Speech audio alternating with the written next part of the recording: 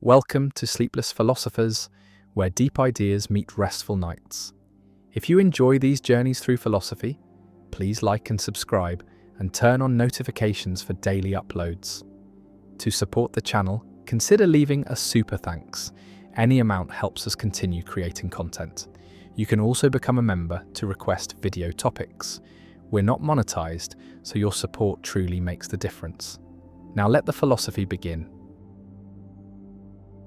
The Banach-Tarski paradox.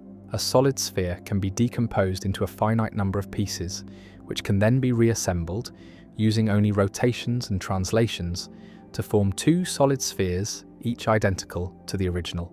And this seems to violate conservation of volume, seems to create matter from nothing, seems to be impossible, and yet it is a theorem in mathematics, proven rigorously using the axiom of choice and the properties of infinite point sets.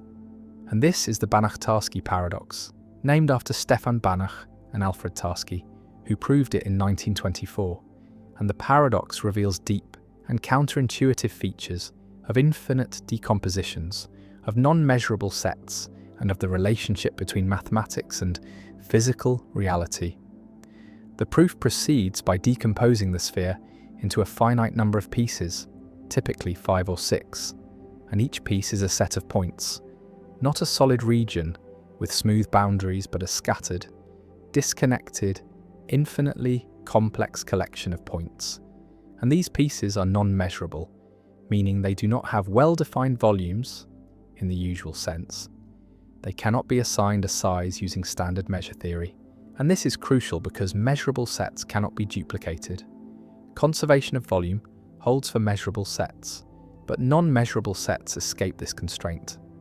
They can be rearranged in ways that seem to violate intuition, and the Banach-Tarski paradox exploits this by constructing pieces that are so pathological, so wildly scattered, that they can be rotated and translated to form two complete spheres. The decomposition uses the axiom of choice, the principle that given any collection of non-empty sets, there exists a way to choose one element from each set, and the axiom of choice is independent of the other axioms of set theory.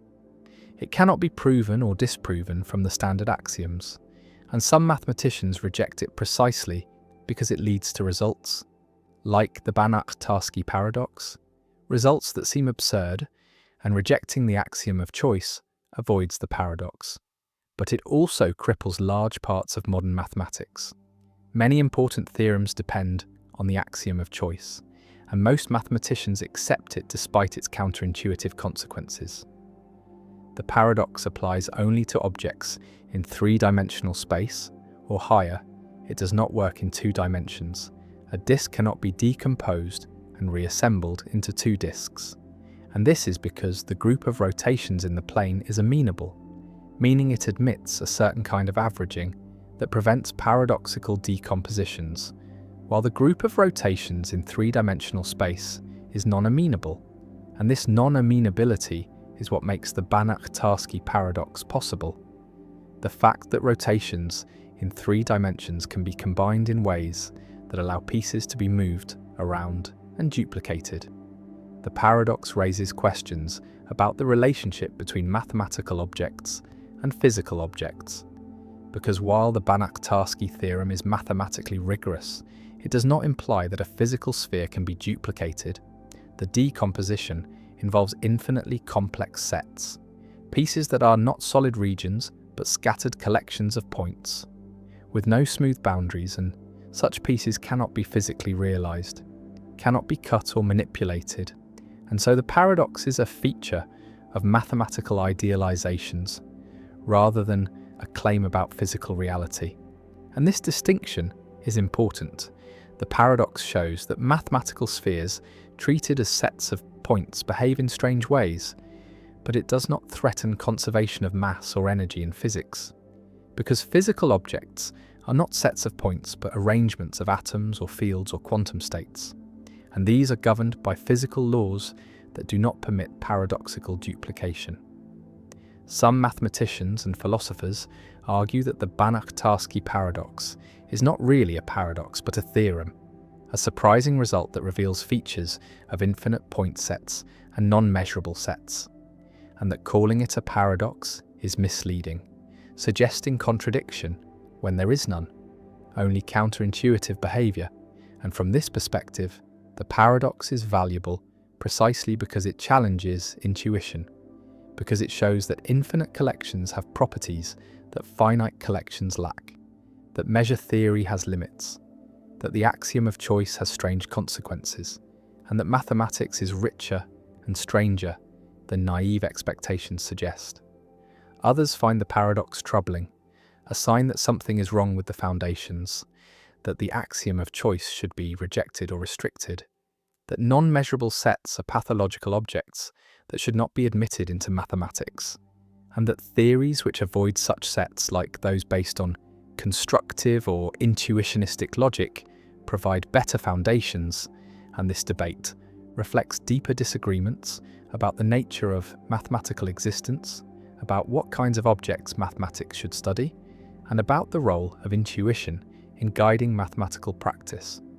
The Banach-Tarski paradox also appears in discussions of probability and decision theory, because if a sphere can be decomposed into non-measurable pieces, then probability distributions on spheres must be carefully defined to avoid assigning probabilities to non-measurable sets.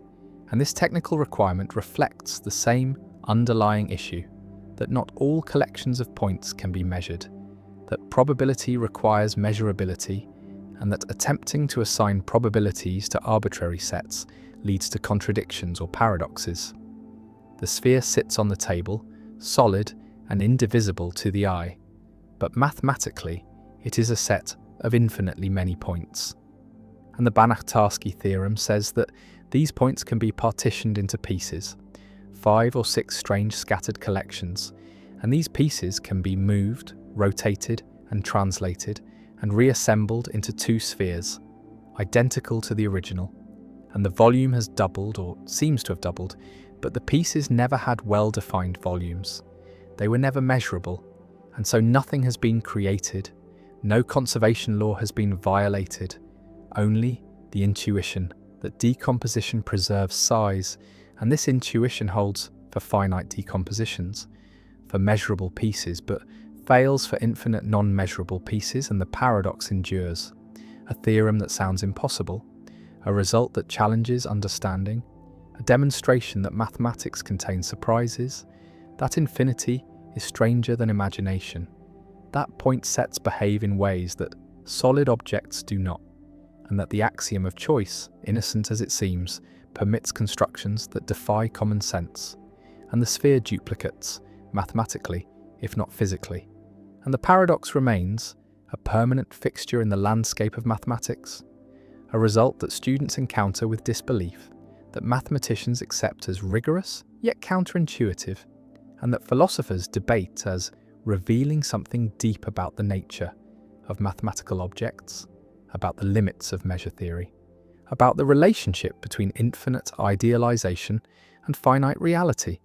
And the sphere sits there, unchanged and yet somehow doubled, a monument to the strangeness of infinity, to the power of the axiom of choice, and to the capacity of mathematics to prove truths that seem like impossibilities.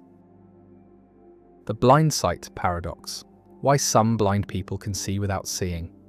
A patient suffers damage to the primary visual cortex, the region of the brain that processes visual information and produces conscious visual experience, and the damage is severe, destroys the tissue completely, and the patient reports being blind, reports seeing nothing, experiencing only darkness in the affected visual field, and vision tests confirm the blindness.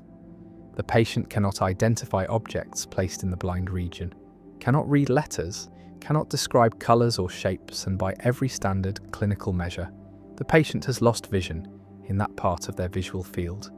And yet something strange occurs. Experimenters place objects in the blind field and ask the patient to guess where they are, to point at them even though the patient cannot see them, and the patient protests, says this is pointless, says there is nothing to see, but when forced to guess, the patient points accurately, reaches correctly, identifies the location, and sometimes even the nature of objects at levels far above chance. And this ability, this capacity to respond to visual information without conscious visual experience is called blind sight, and it creates a paradox. The patient is both blind and not blind, both lacks vision and has vision, lacks conscious sight but retains unconscious visual processing. And this dissociation between conscious experience and information processing challenges our understanding of perception, challenges the relationship between consciousness and function, and raises questions about what vision is, whether seeing requires awareness, whether perception requires experience. And this is the blind sight paradox, a phenomenon that reveals that consciousness can be separated from processing, that the brain can use information without the person experiencing it. Imagine the blind sight patient's perspective, looking straight ahead, and part of the visual field is normal, contains conscious visual experience, objects and colours and shapes, and another part is blank, is darkness, is absence of experience. And experimenters place an object in the blind region, a ball perhaps, and ask where it is, and the patient says, "I don't know, I can't see anything there." And the experimenter says, "Just guess. Point to where you think it is," and the patient reluctantly points, randomly it seems. And yet the pointing is accurate, is directed toward the ball, and the patient is surprised. Says it was just a lucky guess, has no feeling of seeing, no visual experience that guided the response, and yet the accuracy persists trial after trial. And the paradox is that the patient is using visual information, is processing it, is responding to it, but is not conscious of it, is not experiencing it. And vision has split into two components: conscious experience and information processing. And these normally go together, but in blind sight they come apart. The blind sight phenomenon has been documented in multiple patients, studied extensively, and the mechanism involves intact pathways from the eye to brain regions outside the primary visual cortex. Pathways that process visual information for action and navigation without producing conscious experience. And these pathways allow blind sight patients to respond to visual stimuli without seeing them. And the existence of these pathways shows that vision is not a single unified process, but involves multiple systems, some conscious and some unconscious. And damage to visual cortex eliminates conscious vision, but leaves unconscious visual processing intact. And this dissociation reveals something fundamental about consciousness, shows that information processing is not sufficient for conscious experience, that the brain can process and use information without that information becoming conscious. Visualize vision as having multiple components. One component processes information for conscious perception, for seeing in the ordinary sense, for having visual experiences, and another component processes information for action, for guiding behavior, for spatial navigation. And normally these components work together, are integrated, and we do not notice the distinction. But in blind sight, they separate. One component is destroyed while the other remains, and the patient has action vision without perceptual vision, can use visual information for pointing and reaching, but cannot experience that information, cannot see it. And this shows that conscious experience is not simply a byproduct of information processing, but is a specific kind of processing, localized in specific brain regions. And when those regions are damaged, consciousness is lost even though other forms of visual processing continue. The blind sight paradox challenges functionalist theories of consciousness. Theories that say consciousness is defined by functional roles, by what information does, by how it affects behavior, because in blind sight, visual information performs many of its normal functions, guides behavior, enables responses, but does not produce conscious experience. And so consciousness is not identical to function, is something additional, is a specific kind of processing beyond mere responsiveness to stimuli. And this supports theories that distinguish between access consciousness, the availability of information for cognitive processes, and phenomenal consciousness, the subjective experiential quality, and blind sight shows that these can come apart, that information can be accessed and used without being phenomenally conscious. One response to the blind sight paradox accepts that it shows consciousness is separate from certain functions, from certain kinds of information processing, but argues that this does not threaten physicalism, does not show that consciousness is non-physical, only that it is a specific physical process localized in specific brain regions. And blind sight is a case where some visual processing continues without the processing that produces conscious experience, and this is compatible with consciousness being physical, being identical to certain patterns of neural activity. And the paradox shows which patterns are necessary for consciousness, shows that primary visual cortex is essential, and this is progress in understanding the neural correlates of consciousness. Another response questions whether blind sight patients truly lack conscious experience, argues that they might have degraded or partial visual experiences that they do not recognize as vision, that do not match their expectations of what seeing should feel like. And when they say they see nothing, they mean they have no clear, vivid visual experience, but they might have vague feelings, subtle impressions that guide their guesses, and these impressions might be minimal forms of consciousness rather than pure unconscious processing. And this response denies the complete dissociation, argues that some phenomenology remains in blind sight, even if it is not ordinary visual phenomenology. A third response embraces the paradox as revealing that consciousness is not necessary for many cognitive functions, that unconscious processing is far more powerful than we thought, that the mind operates largely without awareness, and consciousness is only the tip of the iceberg, a small subset of mental processes, and blind sight is an extreme case, but similar dissociations occur in normal cognition, where we process information, make decisions, guide behavior without conscious awareness. And the paradox shows that consciousness, rather than being essential to cognition, is a specialized feature that occurs only in certain conditions, for certain kinds of information processing. The blind sight paradox also has implications for debates about animal consciousness, about which animals are conscious, because if information processing without consciousness is possible in humans, then it might be the norm in simpler animals. Animals might respond to stimuli, navigate environments, exhibit complex behaviors without having conscious experiences, without there being anything it is like to be them. And this makes determining animal consciousness more difficult, makes behavioral evidence insufficient, because behavior can be produced by unconscious processing, as blind sight demonstrates. The patient sits in the laboratory, the blind field tested again and again, and each time the accuracy surprises, the pointing succeeds, the guessing is correct, and the patient insists they see nothing, feel nothing, experience nothing in that region, and yet the information is there, is being used, is guiding behavior, and the paradox persists.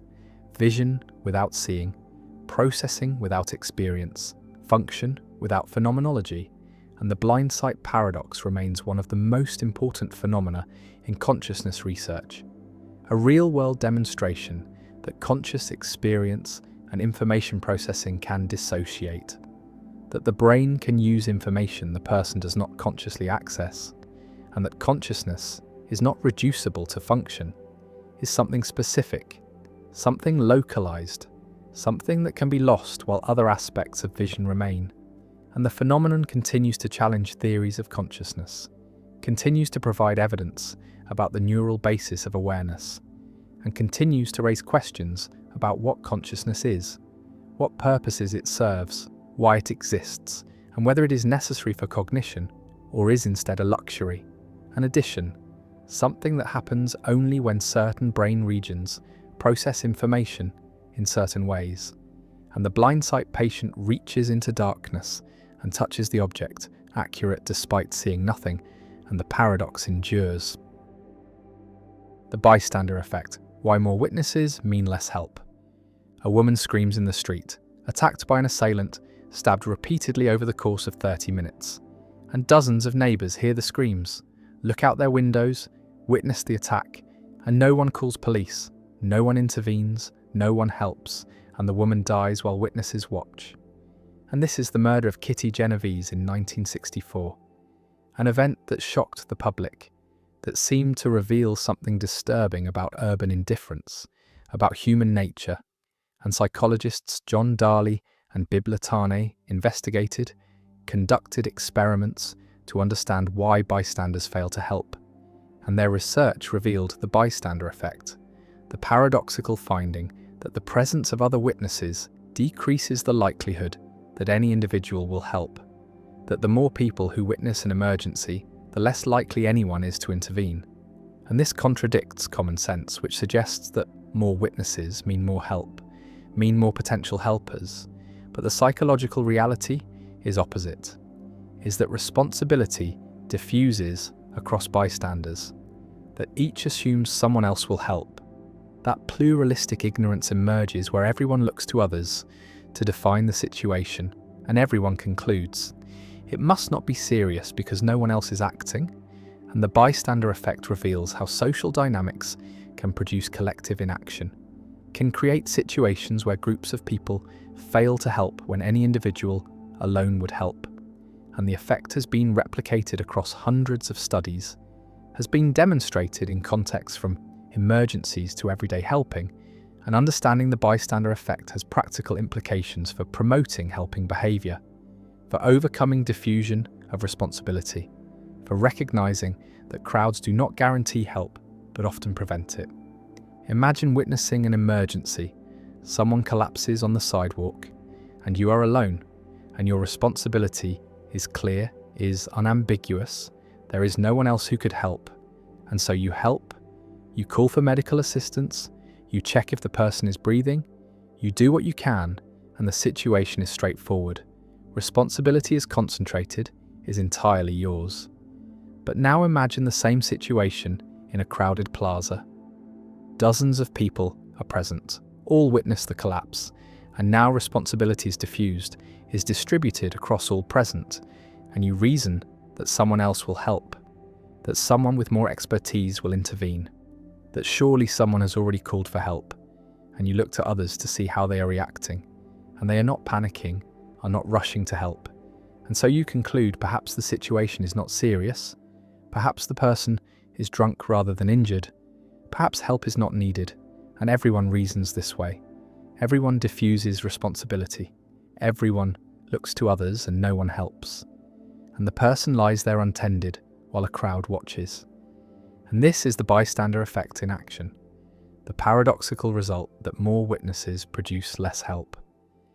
The bystander effect demonstrates several psychological mechanisms: diffusion of responsibility, where the presence of others makes each individual feel less personally responsible; pluralistic ignorance, where everyone looks to others to define the situation, and everyone's inaction convinces everyone else that the situation is not serious; evaluation apprehension, where people fear being embarrassed if they help inappropriately, fear looking foolish if they misinterpret the situation; and audience inhibition, where the presence of others makes people self-conscious, makes them less willing to act.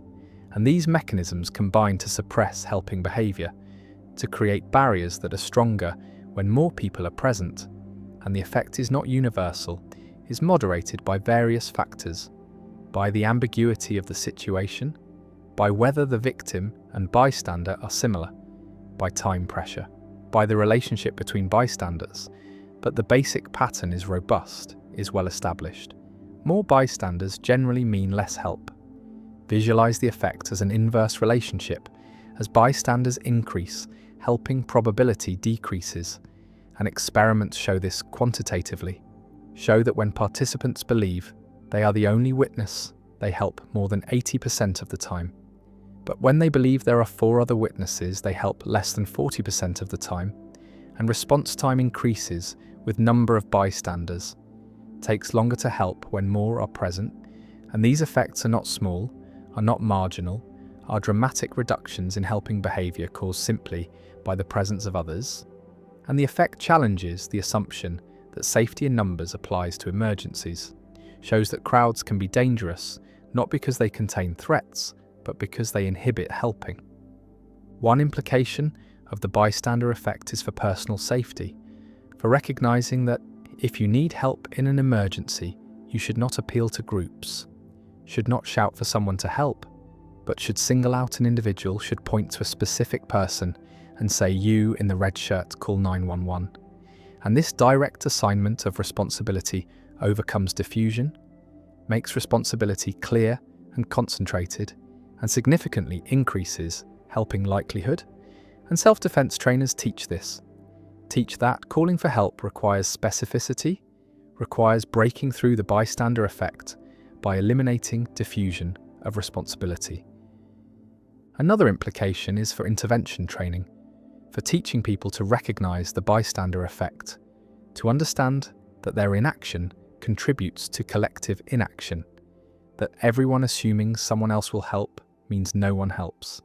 An awareness of the effect increases helping behavior, increases intervention rates, and training programs that teach about the bystander effect and provide intervention skills show effectiveness, show that educated bystanders are more likely to help, are better at recognizing emergencies, are more willing to take responsibility, and many institutions now provide such training. Colleges offer bystander intervention programs.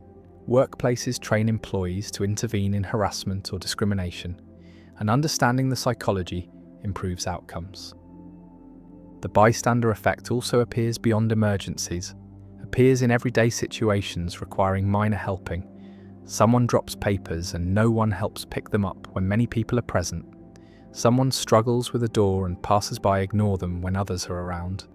And the effect generalizes, shows that diffusion of responsibility and pluralistic ignorance operate in low-stakes situations, not just in dramatic emergencies, and this suggests that the mechanisms are fundamental aspects of social psychology, are default responses to situations with potential helpers, and overcoming them requires conscious effort, requires recognizing the psychological barriers and deliberately choosing to help despite them.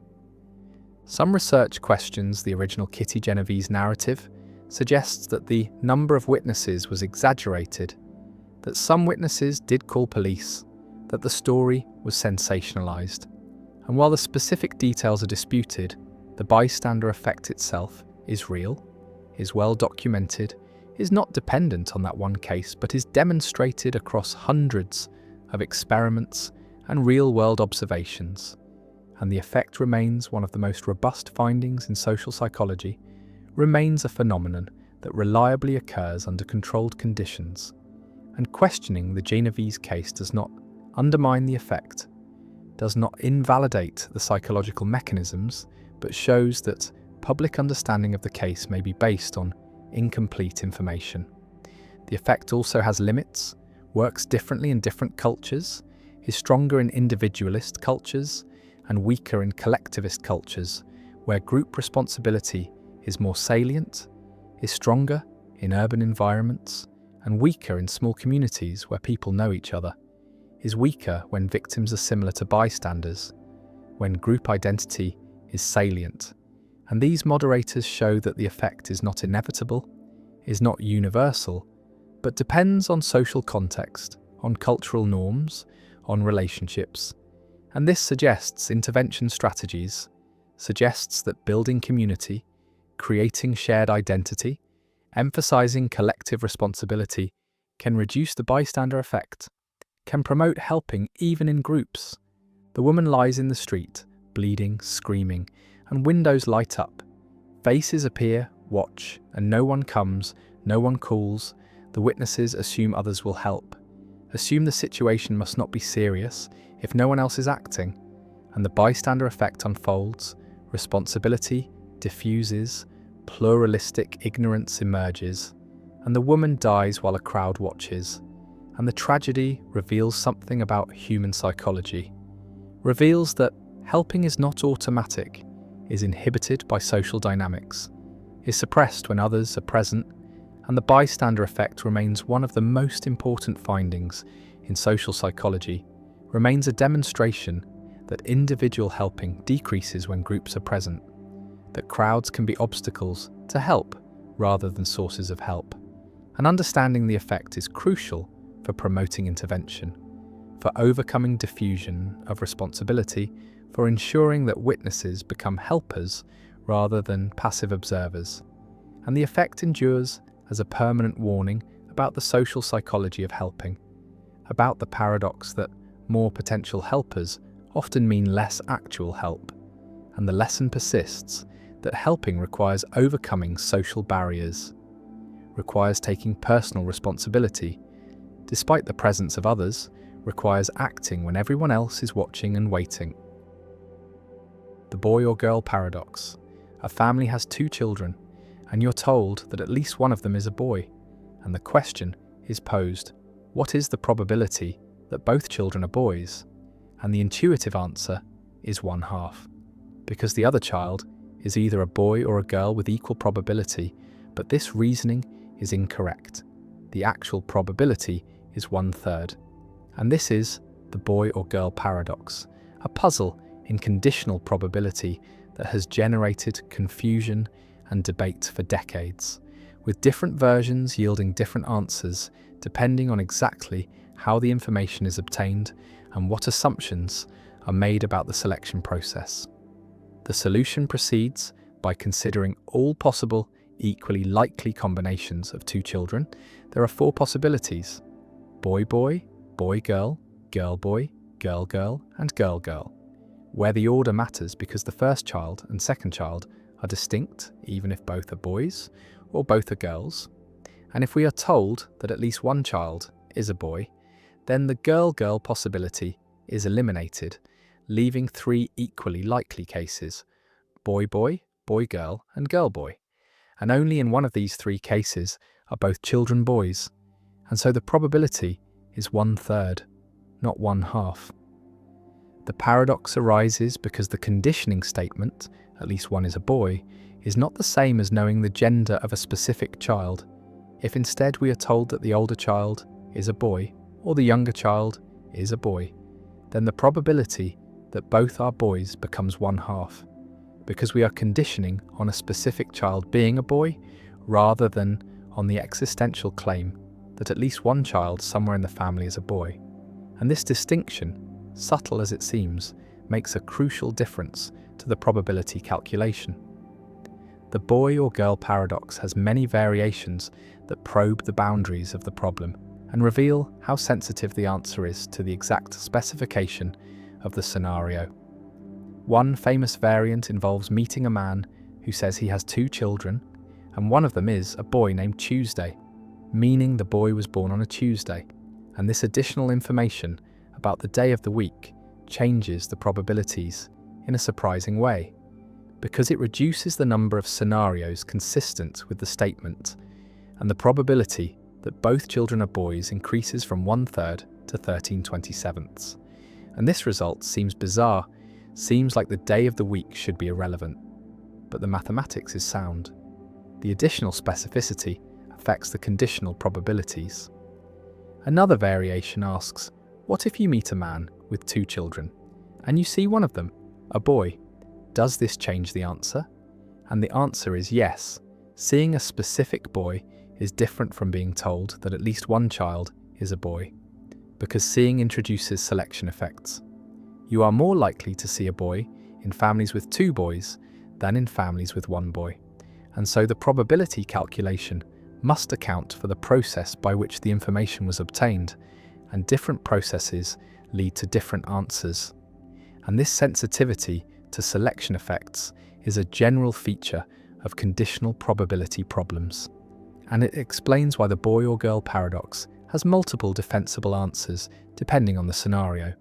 The paradox connects to the reference class problem and to debates about the principle of indifference, because applying the principle of indifference requires specifying a reference class, a set of equally likely outcomes, and different choices of reference class lead to different probability assignments. And in the boy or girl paradox, the reference class could be families with at least 1 boy, or it could be situations where someone tells you that at least one child is a boy. And these are different reference classes with different probabilities. And there is no neutral or obvious way to choose between them, without more information about how the scenario is set up. The paradox also raises questions about the interpretation of probability statements in natural language, because phrases like "at least one is a boy" can be interpreted in different ways, as a statement about the existence of a boy in the family, as a statement about what someone knows or has observed, or as a statement about what information has been communicated, and each interpretation leads to different formal models and different probability calculations. And this ambiguity in natural language is a source of many probability paradoxes, where the mathematical answer depends on details that are not fully specified in the informal statement of the problem. Bayesian statisticians and frequentists also interpret the paradox differently. Bayesians treat probability as degrees of belief and calculate conditional probabilities using Bayes' theorem, while frequentists treat probability as long-run frequencies and may question whether the conditional probability is well defined without specifying a clear sampling procedure. And these different philosophical approaches to probability lead to different emphases in how the paradox is understood and resolved, though both traditions agree on the mathematical calculations once the problem is precisely formulated. The boy or girl paradox has practical analogues in genetics and medicine, where the probability of certain conditions depends on family history in ways that are similar to the structure of the paradox. For instance, the probability that a family carries a recessive genetic trait depends on how many children are observed to have the trait, and the calculations must account for ascertainment bias, the fact that families are more likely to come to medical attention if they have affected children, and this bias affects the probability assessments in ways that parallel the selection effects in the boy or girl paradox. The family walks down the street, 2 children beside them, and you know that at least one is a boy, and the question remains, what is the probability that both are boys? And the answer depends on how you came to know this fact, on whether you asked about a specific child or about any child, on whether you saw a boy or were merely told that at least one exists, and each variation of the scenario changes the answer, shifts the probabilities, reveals that conditional probability is sensitive to context, to process, to the mechanisms by which information is acquired and communicated, and the paradox persists as a puzzle, as a teaching tool, as a demonstration of how subtle probability can be, how carefully problems must be formulated, how easily intuition can mislead. And the boy walks ahead, evidence of his existence, shifting probabilities, conditioning beliefs, and the mathematics unfolds, precise and unforgiving, calculating 1/3 or 1/2 or 13/27, depending on the details, and the intuition struggles to keep up, struggles to grasp why the day of the week matters, why seeing is different from being told, why reference classes and selection effects have such profound impacts on what should be simple questions, and the paradox endures, unsettled in the sense that people continue to disagree about which answer is correct for which version, continue to debate whether the problem is well posed, continue to find new variations that test the boundaries of conditional probability, and the family continues walking. The boy or boys or boy and girl continue existing, and the question remains open, answerable only when the scenario is specified with enough precision to eliminate ambiguity, to fix the reference class, to determine the selection process, and until then, the paradox lives on. A reminder that probability is not just mathematics, but interpretation. Not just calculation, but careful attention to how information is obtained, how questions are asked, and how evidence is generated. The Chinese room argument: why understanding takes more than following rules. A philosopher sits alone in a room, and through a slot in the door come pieces of paper with Chinese characters written on them, and the philosopher does not understand Chinese, cannot read the characters, has no idea what they mean, but the philosopher has a rule book, an enormous book of instructions written in English that specifies for every possible input what output to produce, and the rules are purely syntactic. Say things like, If you receive these characters, then copy these other characters onto paper and send them out.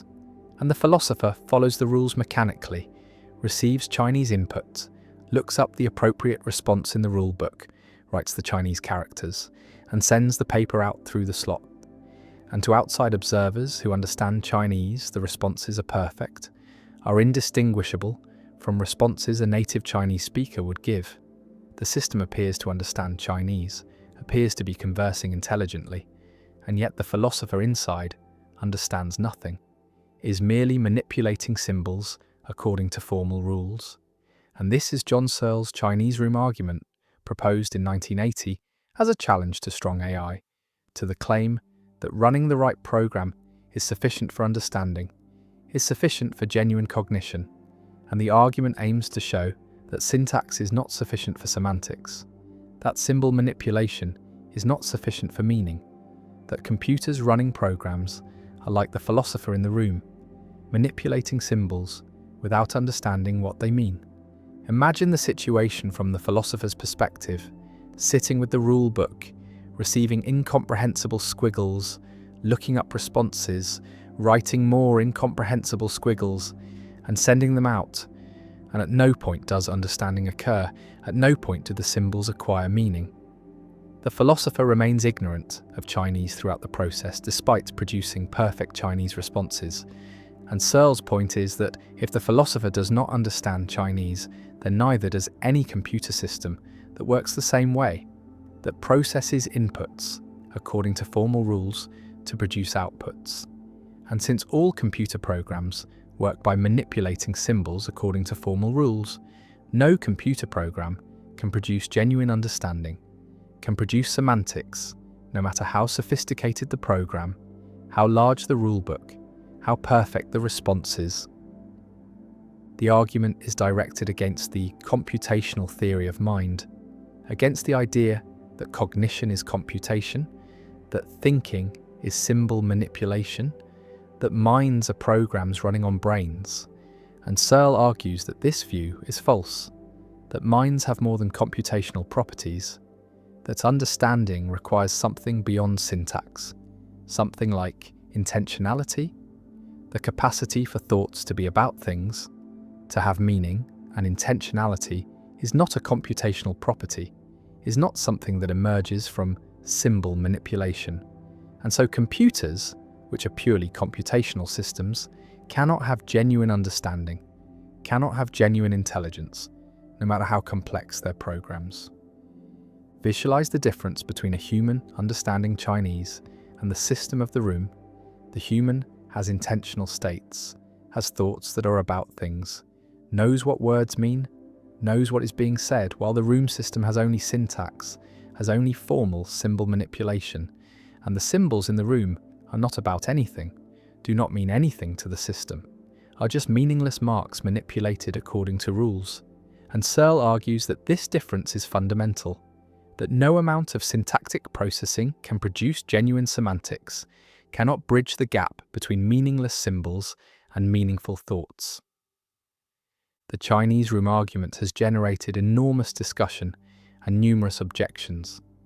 The system's reply argues that while the philosopher does not understand Chinese, the system as a whole, the philosopher plus the rulebook plus the room, does understand Chinese, and understanding is a property of the system, not of the components.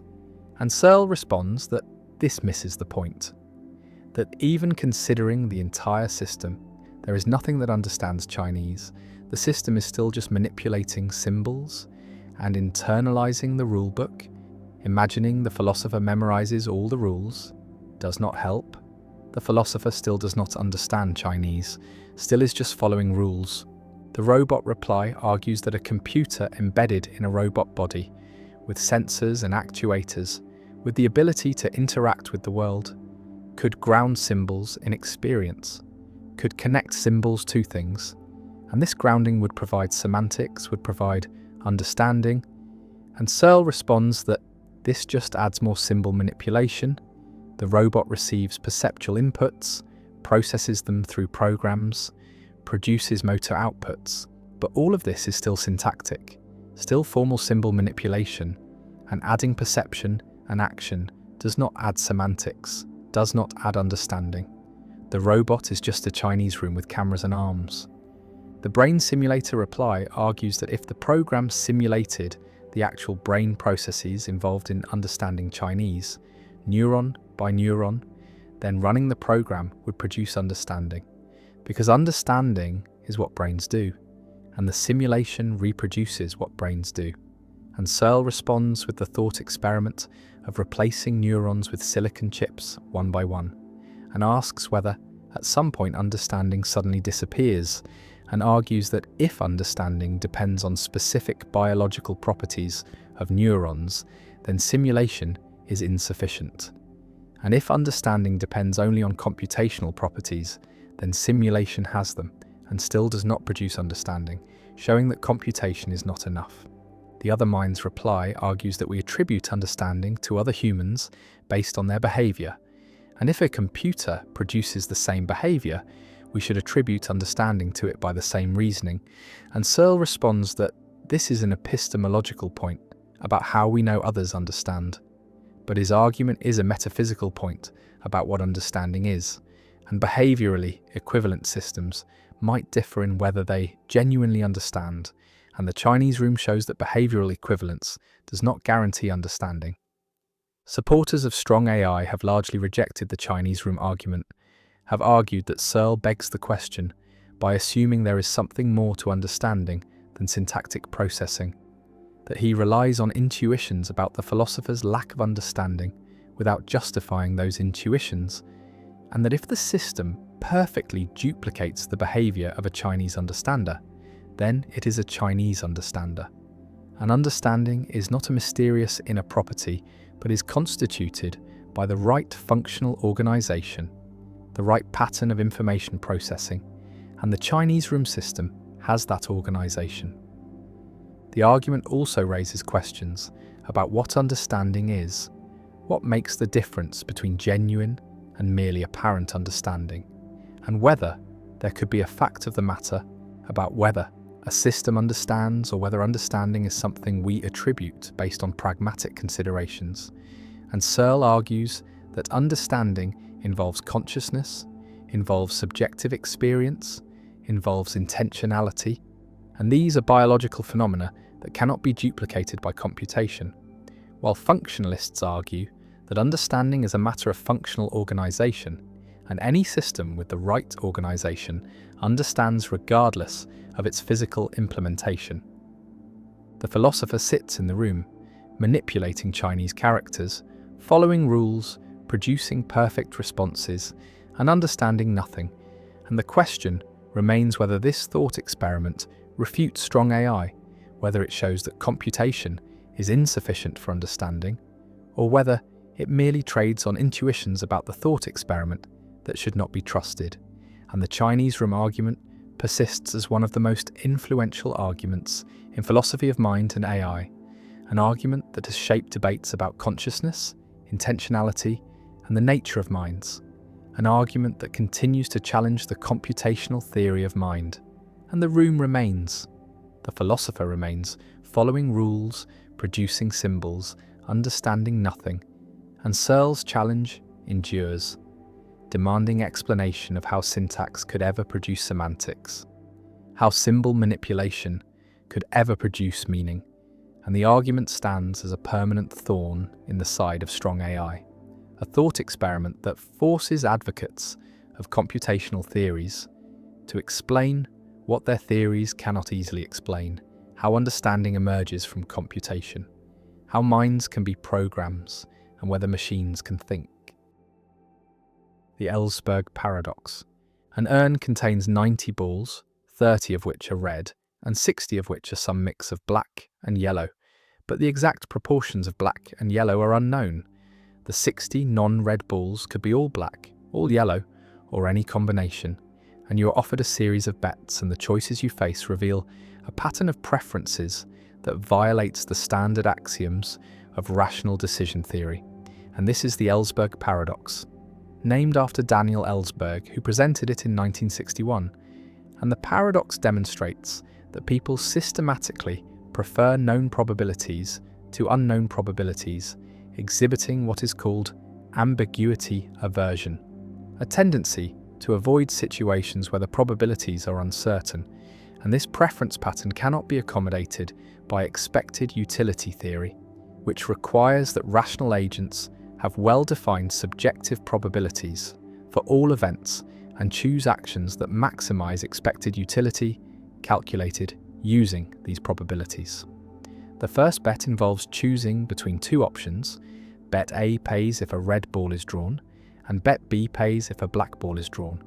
And most people prefer bet A, preferring to bet on red, where the probability is known to be 30 out of 90, 1/3, rather than betting on black, where the probability is unknown, could be anything from 0 to 60 out of 90. And this preference seems reasonable, seems to reflect a cautious attitude toward uncertainty, a desire to avoid ambiguity.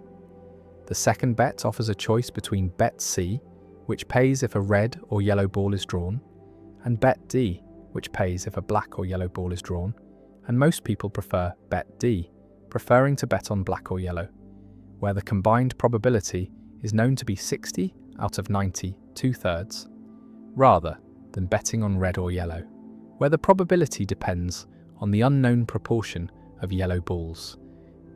The paradox emerges when these two preferences are combined, because preferring bet A to bet B suggests that the person believes red is more likely than black, that they implicitly assign a higher subjective probability to red, and preferring bet D to bet C suggests that they believe black or yellow is more likely than red or yellow, which implies that black is more likely than red. And these two beliefs are contradictory. If red is more likely than black, then red or yellow should be more likely than black or yellow, given that both involve adding the same unknown proportion of yellow. And so the preference pattern violates the sure thing principle, the axiom that if you prefer X to Y when some event E occurs, and you also prefer X to Y when E does not occur, then you should prefer X to Y unconditionally, regardless of whether you know whether E occurred. The Ellsberg paradox cannot be explained by standard subjective probability theory, because any consistent assignment of subjective probabilities to red, black, and yellow would make the preference for A over B incompatible with the preference for D over C.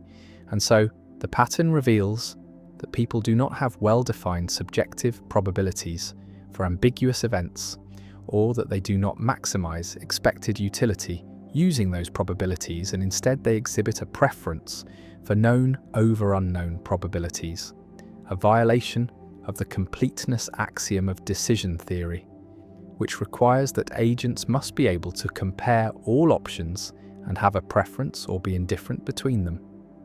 Ellsberg's paradox has inspired alternative decision theories that can accommodate ambiguity aversion, including maximum expected utility theory, where agents consider multiple possible probability distributions consistent with their knowledge and choose the action that maximizes expected utility under the worst-case distribution, effectively being pessimistic about ambiguity, and Choquet expected utility theory, where probabilities are replaced with capacities that need not be additive, allowing for a richer representation of uncertainty, and multiple priors models, where agents maintain a set of probability distributions rather than a single prior, and use decision rules that reflect their attitudes toward this multiplicity. The paradox also connects to debates about rationality and the normative status of decision-theoretic axioms. Some argue that the Ellsberg preferences are irrational, that they reflect cognitive biases or errors in reasoning, and that ideal rational agents would not exhibit ambiguity aversion, would assign consistent subjective probabilities and maximize expected utility, while others argue that ambiguity aversion is perfectly rational, that it reflects a reasonable response to ignorance, that known risks are genuinely different from unknown risks, and that the axioms of expected utility theory, while mathematically elegant, do not capture all aspects of rational decision-making. The paradox has practical implications for economics and finance, because ambiguity aversion affects how people make decisions under uncertainty, how they invest in markets where probabilities are unknown, how they value insurance and options, how they respond to new technologies with uncertain risks.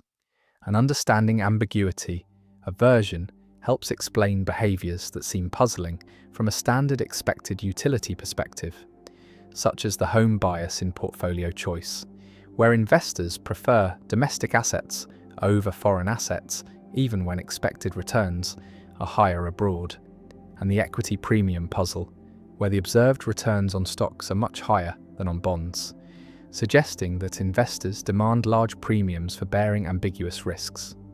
The urn sits on the table, 90 balls inside, 30 red and 60 mixed, and you must choose, and the choices seem reasonable, seem to reflect a natural caution about the unknown, but the pattern of choices violates the axioms of rational decision theory, reveals a preference structure that cannot be represented by subjective probabilities, and the paradox forces a choice: either accept that the preferences are irrational and should be corrected, or accept that the theory is incomplete and should be extended, and neither option is comfortable.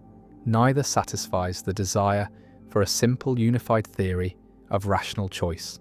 And so the Ellsberg paradox remains, a challenge to orthodoxy, a puzzle that resists easy resolution, a demonstration that human decision-making is more complex than the elegant mathematics of expected utility suggests. And the ambiguity persists. The unknown proportions of black and yellow remain unknown, and we choose as we must, preferring the known to the unknown, preferring certainty to ambiguity, and the theory struggles to accommodate this preference, struggles to explain why it should be rational or how it can be consistent, and the paradox endures, unsolved, unresolved, a permanent thorn in the side of decision theory. A reminder that rationality is contested, that formal models capture some aspects of decision-making but not all, and that the gap between theory and behaviour, between what axioms demand and what people do, may reflect not irrationality but the inadequacy of the axioms themselves. And the urn waits, the balls wait, the choice waits, and we must decide, knowing some probabilities but not others, and the decision reveals something about us, about how we value knowledge and fear ignorance, about whether ambiguity is just another form of risk or something fundamentally different. And the paradox lingers, unresolved, unsettled, a puzzle that decision theory has not yet tamed. The crocodile dilemma, when a monster's promise makes truth deadly. A crocodile seizes a child from the riverbank, snatches the infant in its jaws, and the mother screams and begs for her child's return, and the crocodile, cunning and cruel, makes an offer. The crocodile says, "I will return your child if you correctly predict what I will do, if you say truly whether I will return the child or not." And the mother must choose, must predict the crocodile's action, and if she predicts correctly, she gets her child back. And if she predicts incorrectly, the crocodile keeps the child. And this seems straightforward at first, seems like a gamble with 50-50 odds. But the mother is clever, thinks carefully, and realizes she can construct a prediction that creates a paradox.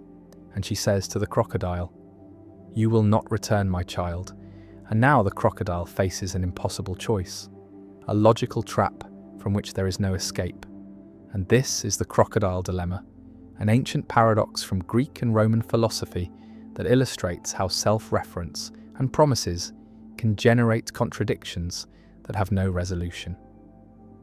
Imagine the crocodile processing the mother's prediction. She has said, the crocodile will not return the child, and the crocodile must decide whether this prediction is true or false. And if the prediction is true, then the crocodile will not return the child. But the promise was to return the child. If the prediction is correct, and the prediction is correct, so the crocodile must return the child. But returning the child makes the prediction false, because the prediction said the child would not be returned. And if the prediction is false, then the crocodile is not obligated to return the child, but not returning the child makes the prediction true. And if it is true, the crocodile must return the child, and the cycle repeats. And the crocodile is stuck, unable to act, unable to fulfill the promise without violating it, unable to violate it without fulfilling it, and the paradox is complete.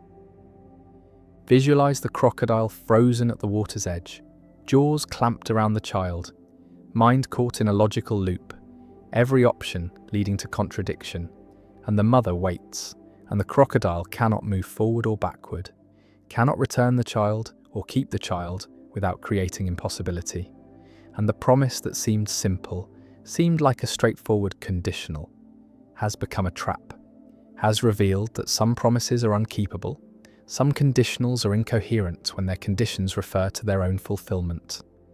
The dilemma is structurally similar to the liar paradox, involves self-reference creating contradiction, because the mother's prediction refers to the crocodile's action, and the crocodile's action depends on whether the prediction is true, and the prediction's truth depends on the action. And this circular dependency creates a situation where no consistent assignment of truth values is possible, where any choice by the crocodile contradicts the conditions of the promise. And the paradox shows that not all promises can be kept, not all conditionals can be satisfied, especially when the condition refers to the action that depends on the condition. One proposed resolution is that the crocodile's promise is defective, is not a genuine promise, but a linguistic trick, because promises must be performable, must create obligations that can be fulfilled, and the crocodile's promise creates an obligation that cannot be fulfilled when the mother makes the strategic prediction, and so the promise is void. The crocodile is not bound by it, and the crocodile can do whatever it chooses without violating any obligation, and by this resolution, the crocodile keeps the child. The mother loses. Not because her prediction was wrong, but because she made a prediction that made the promise unenforceable, and the dilemma is resolved by rejecting the premise that the promise binds the crocodile in paradoxical cases. Another resolution distinguishes between the crocodile's intentions at the moment of making the promise and the actual outcome, and argues that the promise should be interpreted as concerning the crocodile's intended action, not the final action after considering the prediction, and when the mother predicts the child will not be returned, the crocodile evaluates whether to intend to return the child, and if the crocodile's initial intention is not to return the child, then the prediction is correct, and the crocodile should return the child according to the promise. And this return action does not create a contradiction, because the promise was about the intention, not about the final action. But this resolution seems strained, seems to reinterpret the promise in ways that were not clearly intended. And it is not obvious that distinguishing intention from action resolves the paradox or merely shifts it. A third resolution embraces the paradox and argues that it shows the limits of what can be promised, that some conditionals are inherently problematic, that promises whose conditions involve self-reference or depend on the promiser's response to the condition create logical tangles that cannot be resolved, and rational agents should avoid making such promises, should recognize that not every grammatically well-formed conditional statement creates a genuine obligation, and the crocodile's mistake was offering a promise whose structure allowed paradoxical predictions. And once the paradox emerges, the crocodile is released from the promise, is in a situation where any action is permissible because no action can satisfy the promise, and morality and logic give no guidance. The crocodile dilemma also illustrates issues in game theory and strategic reasoning, because the mother is using her prediction strategically, choosing her words not to convey her genuine belief about what the crocodile will do, but to create a situation where the crocodile cannot win. And this strategic use of language, using predictions not to predict, but to constrain, appears in negotiations, legal arguments, and political discourse, where statements are crafted to create binds, to force opponents into positions where any response is disadvantageous, and the dilemma shows that self-referential statements can be weapons, can be used to trap others in paradoxes where no good option exists. The dilemma has modern variants involving computers and artificial intelligence, where programs might be given instructions that are self-referential, that depend on the program's own output in ways that create paradox, and programmers must be careful to avoid such loops, must ensure that conditionals do not refer to their own evaluation in ways that create infinite regress or contradiction. And the crocodile dilemma serves as a warning, a reminder that self-reference is dangerous, creates problems that cannot always be resolved by cleverness or by trying harder, but only by recognizing the structure and avoiding it. The child hangs in the crocodile's jaws. The mother waits for an answer, and the crocodile is paralyzed by logic, cannot move without contradiction, and the ancient paradox remains, unsolved, unresolvable, a trap that philosophy has not escaped, a reminder that language can create impossibilities, that promises can be unkeepable, that self-reference generates paradoxes that defy solution, and the crocodile dilemma endures, taught in logic classes, discussed in philosophy seminars, a vivid example of how words can bind more tightly than chains, how a simple promise can become an impossible obligation, and how the combination of self-reference and conditionality creates contradictions from which there is no escape, and the crocodile remains frozen, the child unclaimed, and the paradox persists, waiting at the riverbank for the next clever victim to spring the trap. The binding problem: how your brain unites what it processes separately. A neuroscientist examines how the brain processes visual information, discovers that different features of objects are processed in different brain regions. Color is processed in one area, motion in another, shape in a third, orientation in a fourth, and all these features are analyzed separately, by specialized modules, by distinct populations of neurons. And yet when you look at a red ball moving to the right, you do not experience color, motion, and shape as separate. Do not see redness here and roundness there and rightward motion elsewhere, but see a unified object, a red round ball moving right, and all the features are bound together, are experienced as properties of a single thing. And this creates the binding problem, the puzzle of how the brain, which processes features separately, creates unified conscious experiences, how separate neural processes give rise to integrated perception, how the many become one. And this problem is fundamental, touches on the nature of consciousness, on how neural activity becomes experience, on what unifies experience into coherent wholes, and no complete solution exists. Various theories have been proposed, but the binding problem remains one of the deep mysteries of neuroscience, a gap between our understanding of neural processing and our understanding of consciousness. Imagine the visual system as a factory, with different departments processing different aspects of the product.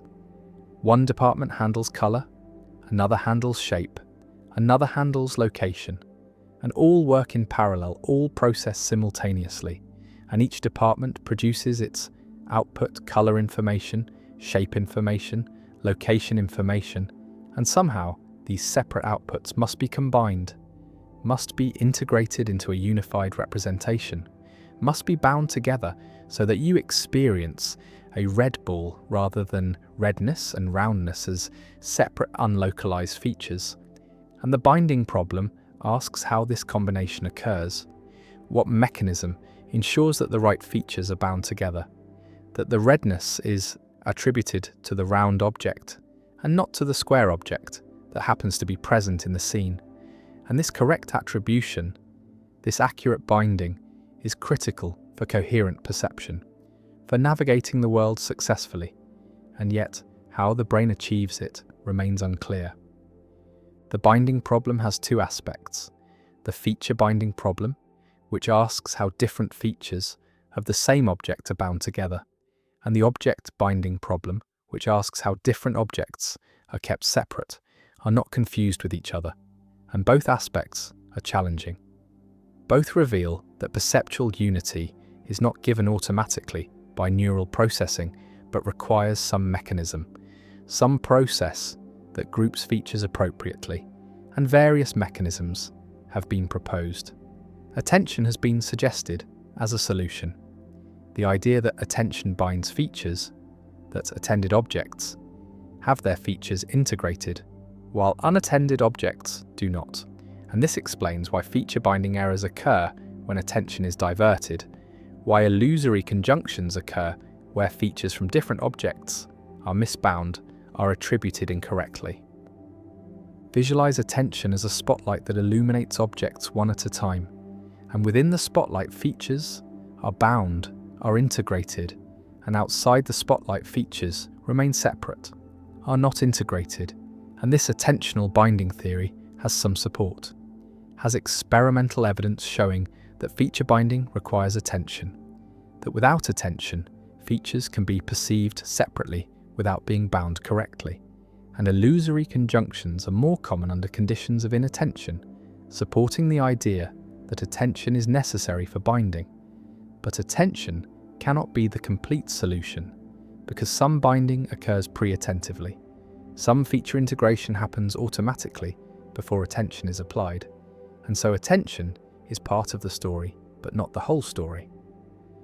Another proposed mechanism is temporal synchrony, the idea that neurons representing features of the same object fire in synchrony, fire together, and this synchrony is the binding code, is what marks features as belonging together and neurons representing different objects, fire at different times or with different phases, and this temporal separation keeps objects distinct, prevents their features from being bound together.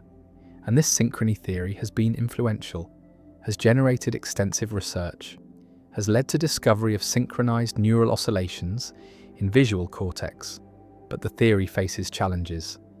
It is not clear that synchrony is sufficient for binding, it is not clear that consciousness depends on synchrony, and some experiments have failed to find the predicted correlations between synchrony and perceptual binding, and the theory remains controversial.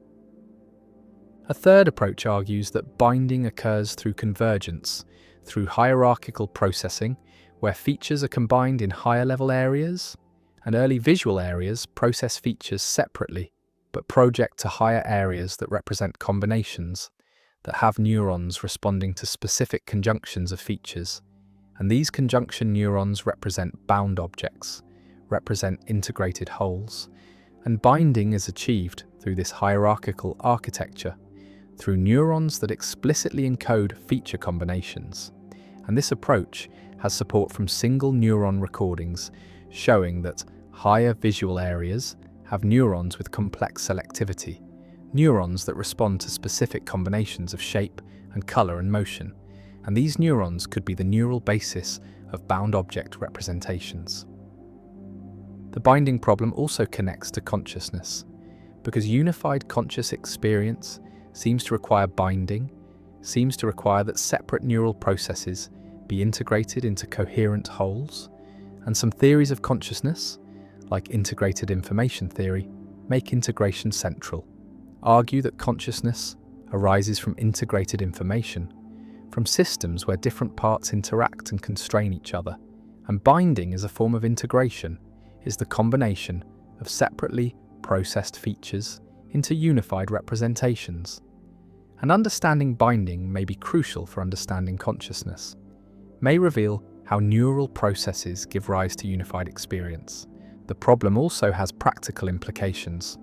For understanding neurological conditions where binding fails, where patients see features but cannot bind them correctly, and such conditions exist. Barlint's syndrome is one example, where patients can see individual features but cannot perceive objects, cannot integrate features into wholes. And these patients provide evidence that binding is a genuine process, is not automatic, can be disrupted by brain damage. And studying these patients helps understand normal binding, helps identify the brain regions and processes necessary for feature integration. Some philosophers argue that the binding problem is really a problem about consciousness, about how physical processes give rise to subjective experience, about the hard problem, And binding is one aspect of this, is the problem of how separate neural processes give rise to unified conscious experiences. And solving the binding problem may require solving the hard problem, may require understanding how neural activity becomes experience. And this makes binding one of the deepest problems in neuroscience, a problem at the interface between neuroscience and philosophy of mind. The brain processes features separately, colour here, motion there, shape elsewhere, and yet you see unified objects, see red round balls moving, see integrated wholes, and how this integration occurs, how the separate processes give rise to unified experiences, remains one of the great unsolved problems. The binding problem stands, challenging, fundamental, revealing a gap between our understanding of neural processing and our understanding of perception. And various theories exist, various mechanisms have been proposed. Attention, synchrony, convergence, but no theory is complete. No theory explains all aspects of binding, and the problem persists as one of neuroscience's deepest mysteries. A puzzle about how unity emerges from multiplicity, how the brain binds what it processes separately, and the question remains open. The mechanism remains elusive, and the binding problem endures. The card paradox. Imagine a card, simple and rectangular, lying flat on a table, and on one side is written a single sentence. The statement on the other side of this card is true, and already the mind begins to sense danger, a trap being set. The card is flipped over, and on the reverse side another sentence appears. The statement on the other side of this card is false, and now the contradiction is complete. A perfect loop of mutual negation that cannot be resolved no matter how many times the card is turned. If the first side is true, then the second side must be true, as the first side claims, but if the second side is true, then the first side must be false, as the second side claims, which contradicts the assumption that the first side is true. And if the first side is false, then the second side must be false, as the first side incorrectly claims it is true. But if the second side is false, then the first side must be true, as the second side incorrectly claims it is false, and the cycle spirals endlessly without rest.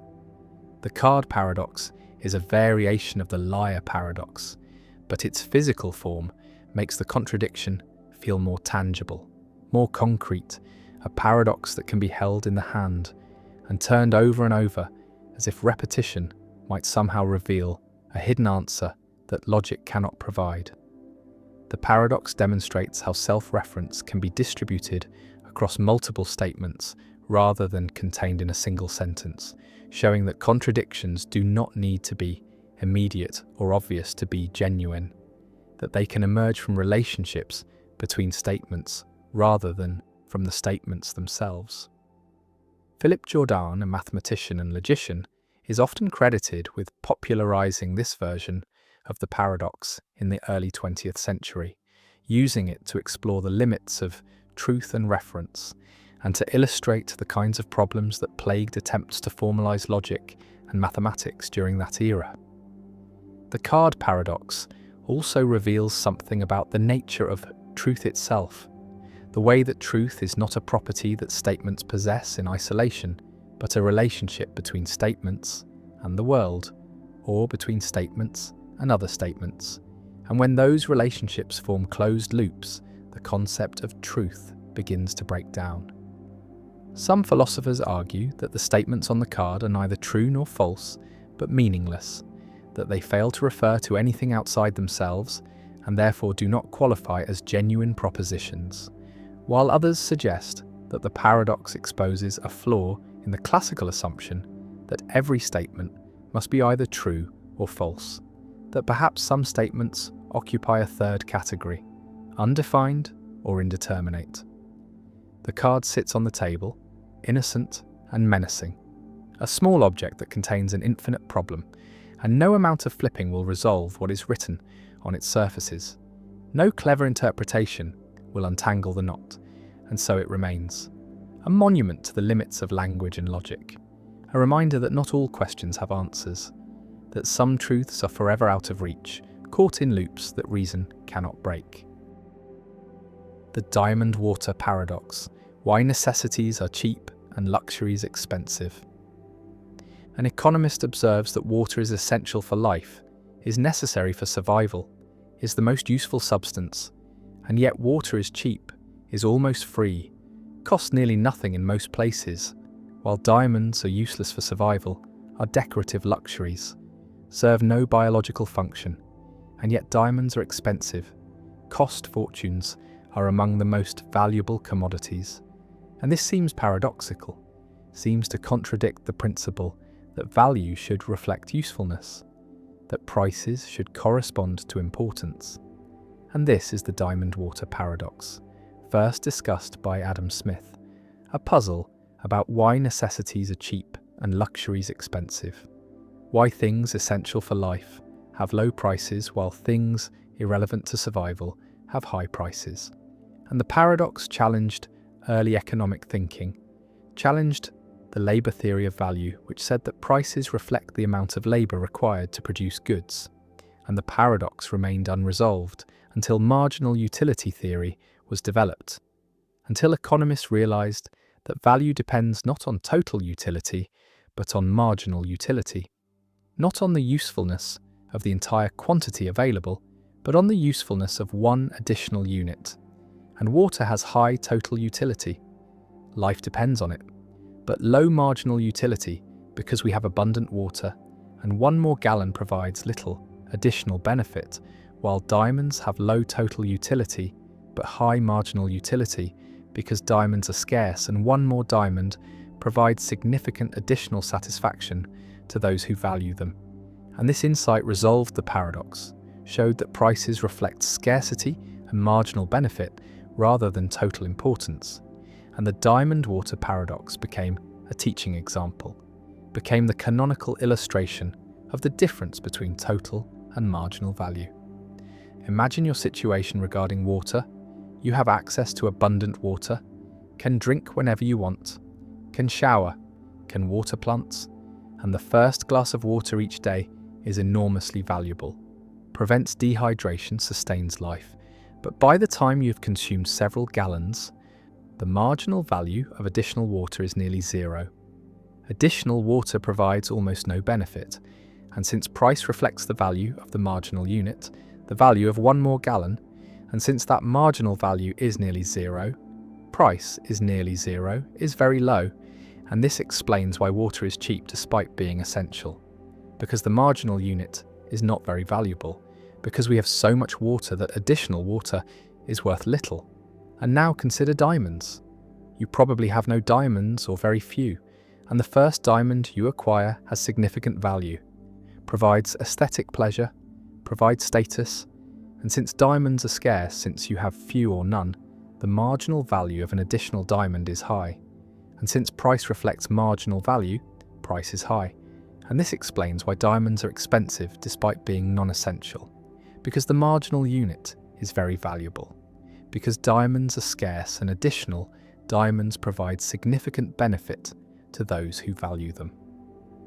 The diamond water paradox demonstrates the importance of distinguishing total utility from marginal utility, shows that these can diverge dramatically, that goods with high total utility can have low marginal utility, and vice versa. And this distinction is fundamental to microeconomics, is the basis for understanding consumer choice, for deriving demand curves, for analysing how people allocate scarce resources, and marginal thinking, thinking about the value of additional units rather than the value of entire categories, is essential for economic reasoning. And the paradox illustrates why marginal thinking matters, why it produces different conclusions than total thinking, and resolving the paradox required economists to shift from thinking about total value to thinking about marginal value, to recognise that prices are determined at the margin, by the last unit exchanged, not by the average or total units. Visualise the marginal utility curves for water and diamonds. The marginal utility of water is high for the first units, the first gallons that prevent dehydration, but declines rapidly as consumption increases. as basic needs are satisfied, and at the quantity consumed, the marginal utility is low, is near zero, and price equals this low marginal utility, while the marginal utility of diamonds is high even at low quantities because diamonds are scarce, because even wealthy people have relatively few diamonds, and at the quantity consumed the marginal utility remains high, and price equals this high marginal utility. And this graphical representation makes the resolution clear, makes it visible that prices reflect marginal, not total utility, and the paradox dissolves once the distinction is understood. One implication of the diamond water paradox is about consumer surplus, the difference between what consumers would be willing to pay for all units and what they actually pay. And consumer surplus for water is enormous, is the difference between the life-saving value of the first units and the near-zero price paid, and consumers gain vastly more from water than they pay for it.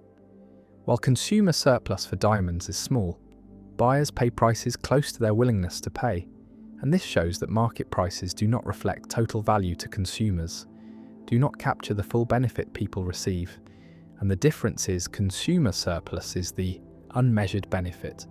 And understanding this helps explain why markets are beneficial, why trade creates value, because both buyers and sellers typically gain surplus, gain benefit beyond what they pay or receive.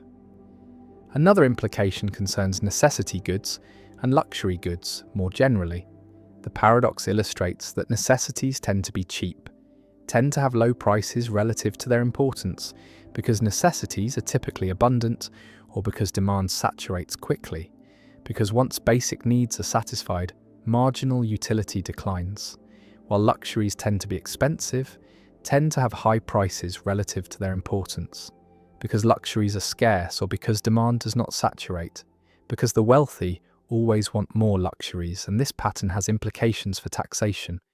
For understanding that taxing necessities is regressive, hits the poor harder, while taxing luxuries is progressive, hits the wealthy harder, and the paradox helps explain why economists typically advocate luxury taxes over necessity taxes, why sin taxes on non-essential goods are more acceptable than food taxes.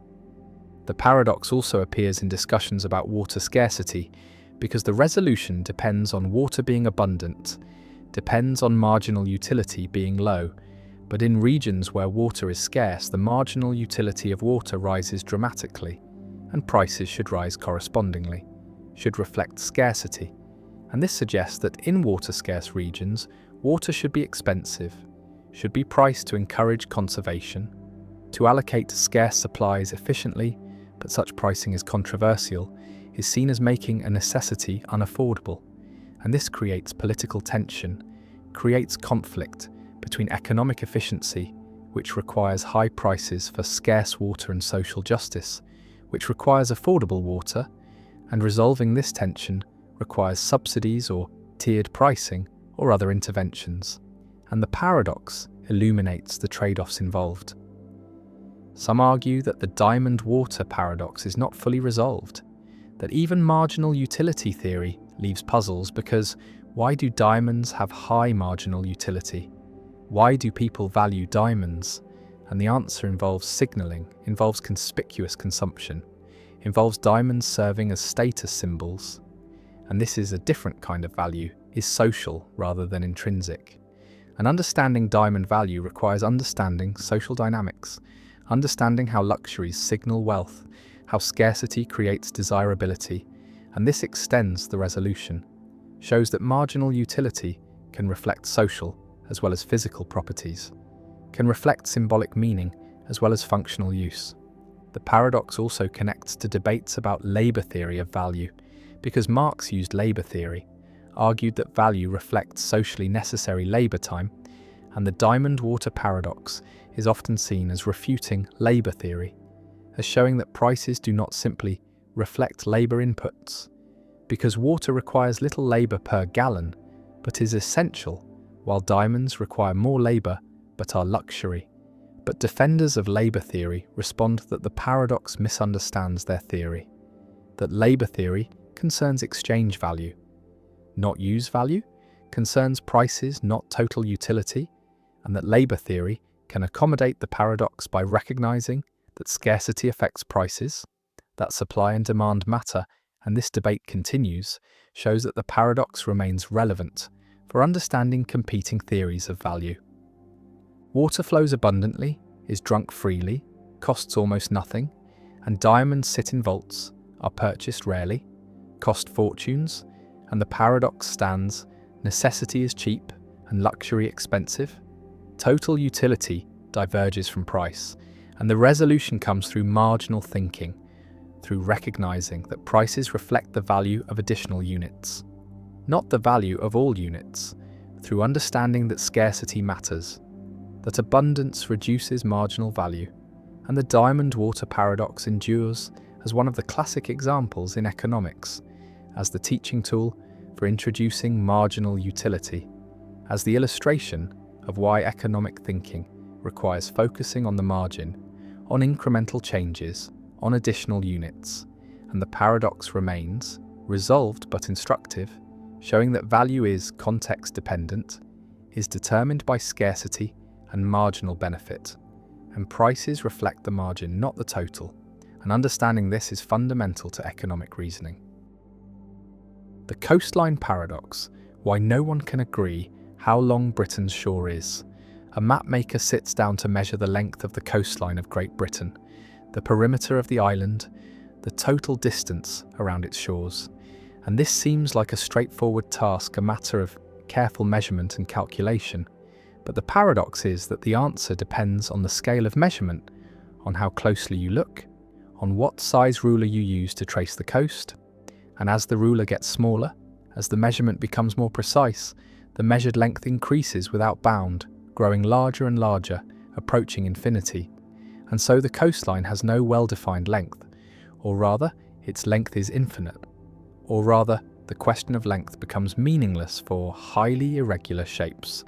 And this is the coastline paradox, first articulated clearly by mathematician Benoit Mandelbrot, who used it to motivate the study of fractals, shapes that exhibit self-similarity and complexity at all scales. Imagine measuring the coastline with a 100-kilometer ruler, a straight stick 100 kilometers long, and you walk around the island placing the stick end to end, measuring each straight segment.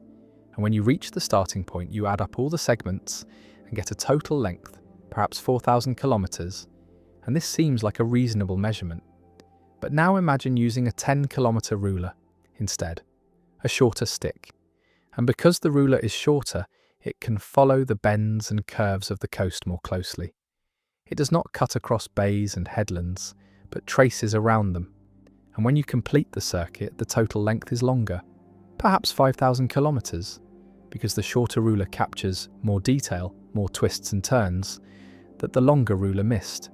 And now imagine using a 1-kilometer ruler, even shorter, and it follows the coast even more closely, entering smaller inlets, tracing around individual rocks and peninsulas, and the measured length increases again, perhaps to 7,000 kilometers. Continue this process using shorter and shorter rulers, a 100-meter ruler, a 10-meter ruler, a 1-meter ruler, and each time the measured length increases, because each shorter ruler reveals new details, new irregularities, new ins and outs that the previous ruler smoothed over, and the coastline is fractal-like, exhibiting structure at every scale. Every time you zoom in, you find new complexity, new bays within bays, new peninsulas jutting from peninsulas. And so there is no scale at which the coast becomes smooth, no level of detail at which further refinement stops revealing new length. And if you continue to arbitrarily, small rulers, measuring every pebble, every grain of sand, every molecule, the measured length grows without limit, approaching infinity. And so, the coastline paradox concludes that the coastline has infinite length, or more carefully, that the concept of length as traditionally defined does not apply to highly irregular curves like coastlines. Mandelbrot used this paradox to introduce fractals, geometric shapes characterized by self-similarity and non-integer dimension, and he showed that coastlines along with many other natural shapes like clouds, mountains, rivers, and trees, are better described by fractal geometry than by traditional Euclidean geometry. And fractals have a property called fractal dimension, a number that quantifies how much space the shape fills. And for a smooth curve, the dimension is 1. For a surface, the dimension is 2. But for fractals, the dimension can be a non-integer, like 1.2 or 1.5, indicating that the shape is more than a line, but less than a surface. And coastlines typically have fractal dimensions between 1 and 2, reflecting their intricate, space-filling character. The paradox has practical implications for geography and cartography, because if coastline length depends on measurement scale, then different measurements will give different answers. And there is no single correct answer to the question, how long is the coastline of Great Britain? The answer depends on what resolution of map you use, on what level of detail you include, and different countries and agencies use different conventions, sometimes specifying a minimum feature size or a standard ruler length. But these conventions are arbitrary, and different conventions give different lengths. And so coastline length is not an intrinsic property of the coastline, but a relational property that depends on the measurement method. The paradox also raises philosophical questions about measurement and the nature of geometric properties, because it suggests that some shapes do not have well-defined lengths, that the concept of length, which works well for straight lines and smooth curves, breaks down for irregular shapes, and this is not a limitation of our measuring instruments, but a feature of the shapes themselves. And this raises the question of whether length is a fundamental property of all curves, or whether it is a concept that applies only to sufficiently regular curves. And fractals fall outside the domain where traditional geometric concepts apply. Visualize the coast as an infinitely jagged line, with bays and headlands at every scale.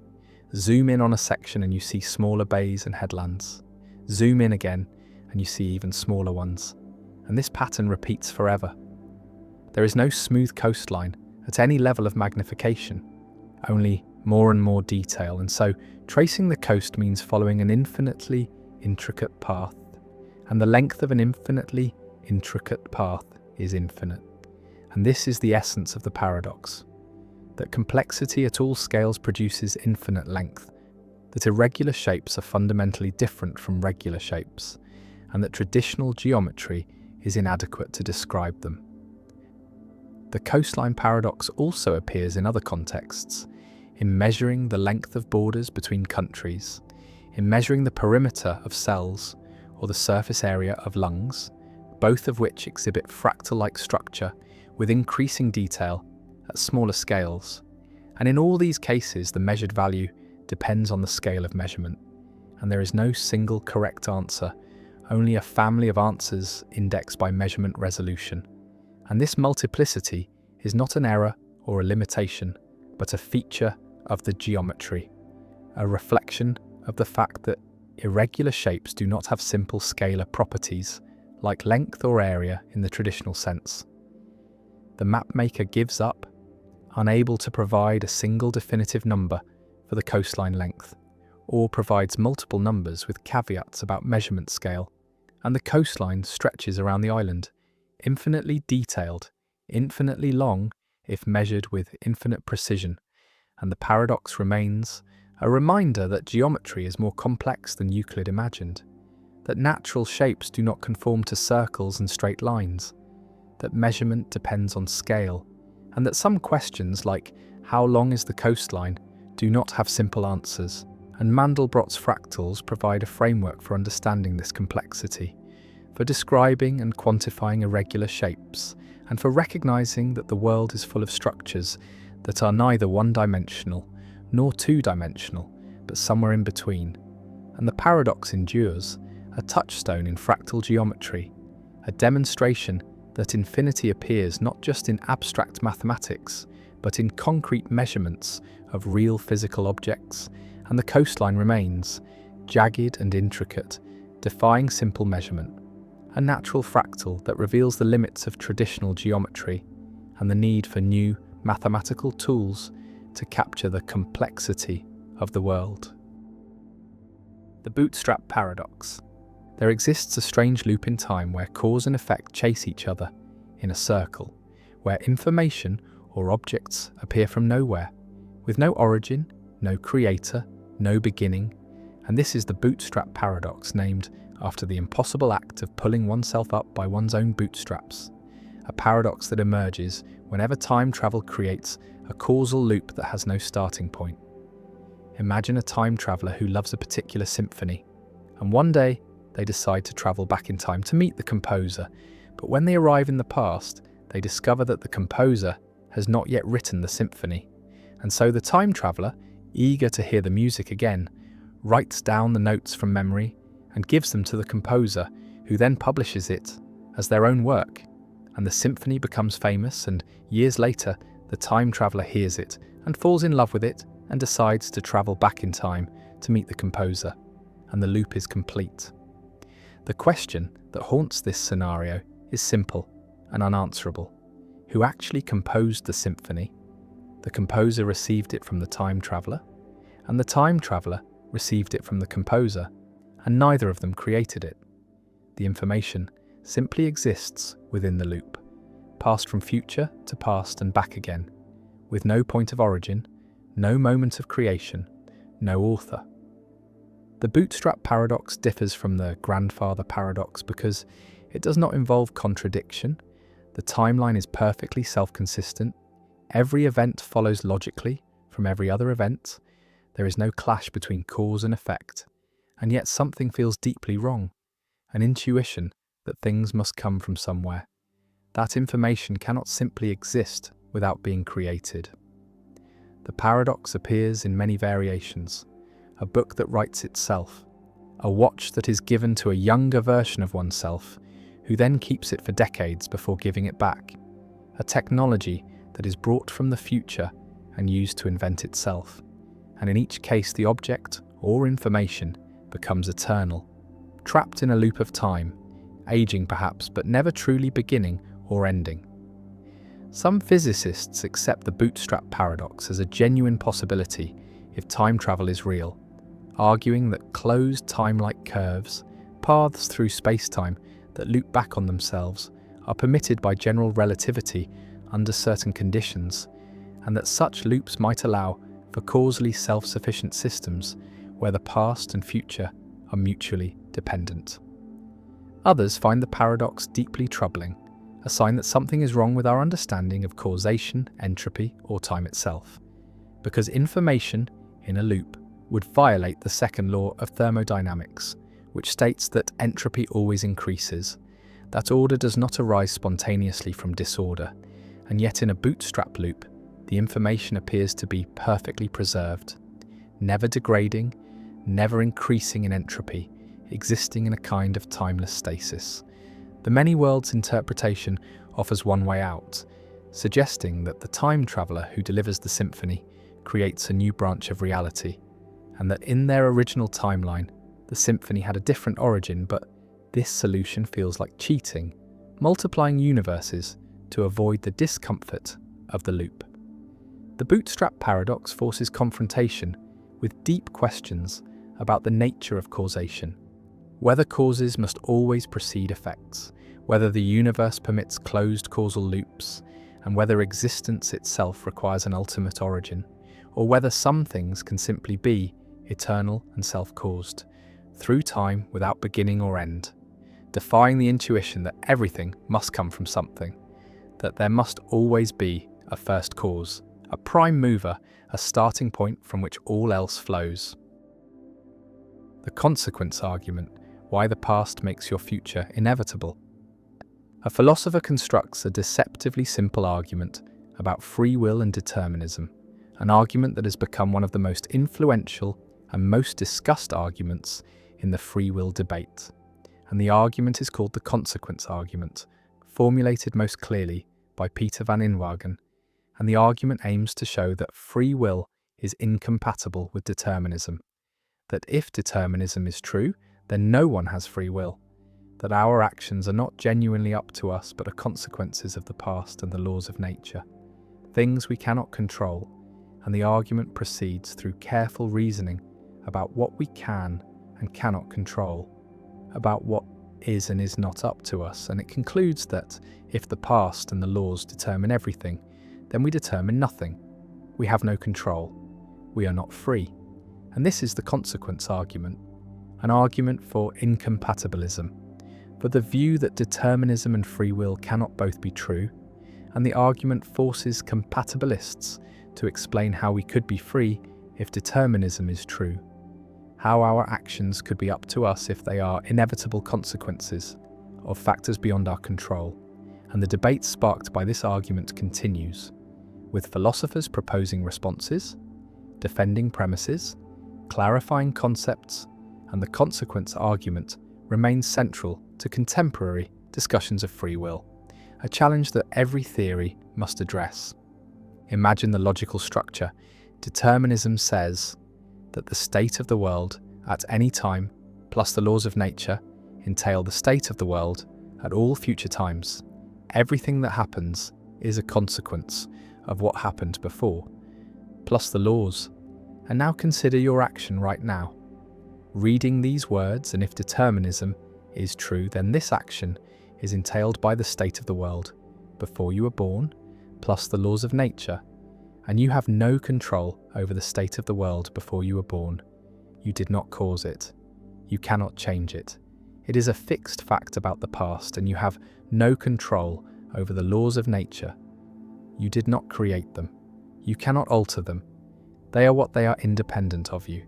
And if your action is entailed by things you have no control over, then you have no control over your action.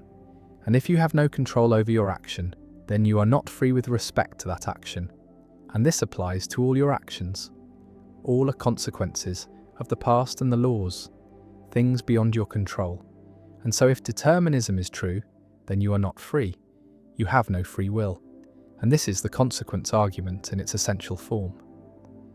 The argument can be stated more formally using the concept of power, what we have power over, what is up to us. And the argument says that no one has power over the past, no one has power over the laws of nature, no one has power over the fact that the past and the laws entail the present. And therefore, by a transfer principle, if the present is entailed by things we have no power over, then we have no power over the present. And having power over our actions is necessary for free will, and so we lack free will. If determinism is true, and the argument is valid, the conclusion follows from the premises. And so attacking the argument requires attacking one of the premises, requires either denying that we lack power over the past and laws, which seems implausible, or denying the transfer principle, denying that lack of power transfers across entailment. Visualize the causal chain, stretching back into the past, the state of the universe billions of years ago, plus the laws of physics determined the state 1 second later, and that state, plus the laws determined the next state. And the chain continues, moment by moment, through the formation of galaxies and stars and planets, through the evolution of life, through human history, through your birth and upbringing and this present moment. And at no point in this chain did you have control. You were not there at the beginning. You did not set the initial conditions. You did not write the laws, and the entire chain was set in motion before you existed. And your current action is the end of this chain, is the inevitable consequence of factors you did not control. And the consequence argument says, this shows you are not free. Your action was not genuinely up to you, was determined by the past. Compatibilists respond to the consequence argument in various ways. One response denies the transfer principle, argues that lack of power does not transfer across entailment in the way the argument assumes, that you can have power over a fact even if that fact is entailed by other facts. You have no power over. And this response requires specifying what power means, what it is to have something be up to you. And compatibilists argue that an action is up to you if it results from your deliberation, your desires, your character, even if those psychological states were themselves determined by the past. And so the transfer principle is false. Power does not transfer, and the consequence argument fails. Another compatibilist response accepts the transfer principle, but denies that we lack power over the past in the relevant sense, argues that we do have a kind of counterfactual power over the past. We have the power such that if we had chosen differently, then the past would have been different. And this counterfactual power is sufficient for freedom, sufficient for the action to be up to us. And critics respond that counterfactual power is not real power, that being such that if you acted differently, the past would have been different is not the same as being able to act differently.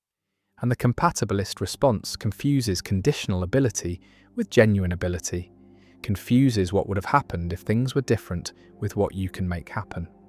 A third compatibilist response distinguishes between freedom and ultimate responsibility, accepts that the consequence argument shows we lack ultimate responsibility, ultimate control, the kind of control that would make us solely and completely responsible for our actions independent of all prior causes, but argues that we have enough control, enough freedom, for moral responsibility, for being proper subjects of praise and blame, and ultimate responsibility is impossible, is not required for the ordinary kind of responsibility that matters for ethics and law, and the consequence argument shows too much, shows that even libertarians who reject determinism cannot have ultimate responsibility because their actions are either caused by prior states or are random, and neither causation nor randomness gives ultimate responsibility, and so the consequence argument does not distinguish between compatibilism and libertarianism, does not favour incompatibilism over compatibilism.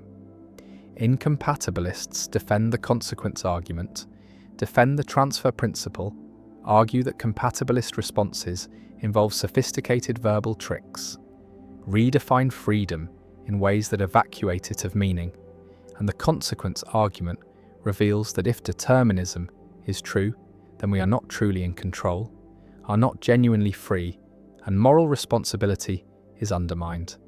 And we must either reject determinism or accept that free will is an illusion, and different incompatibilists choose differently.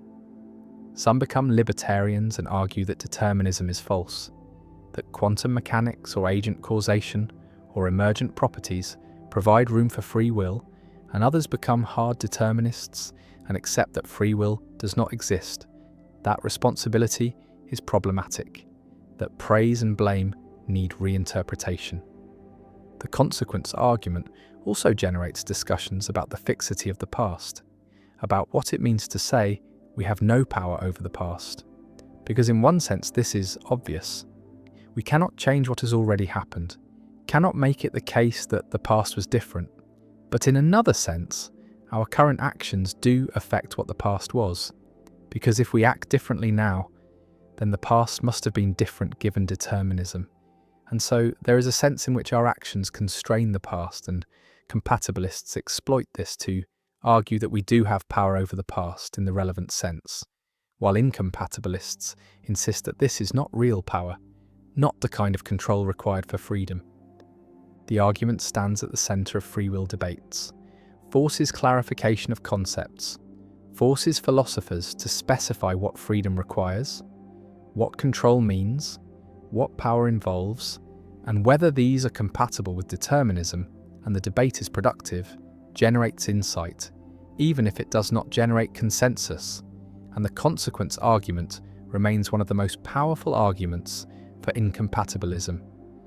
One of the most difficult challenges for compatibilists to answer, and Van Inwagen's formulation is elegant, is compelling, captures a deep intuition that if everything we do is the inevitable consequence of factors beyond our control, then we are not truly free and the past stretches back, determined and fixed, and the laws operate, inexorable and unchanging, and the present unfolds and the action occurs, and the consequence argument says, this action was not free, was not genuinely up to the agent, was a consequence of things beyond control, and whether this argument succeeds, whether compatibilists can answer it, remains disputed, remains central to contemporary philosophy of free will.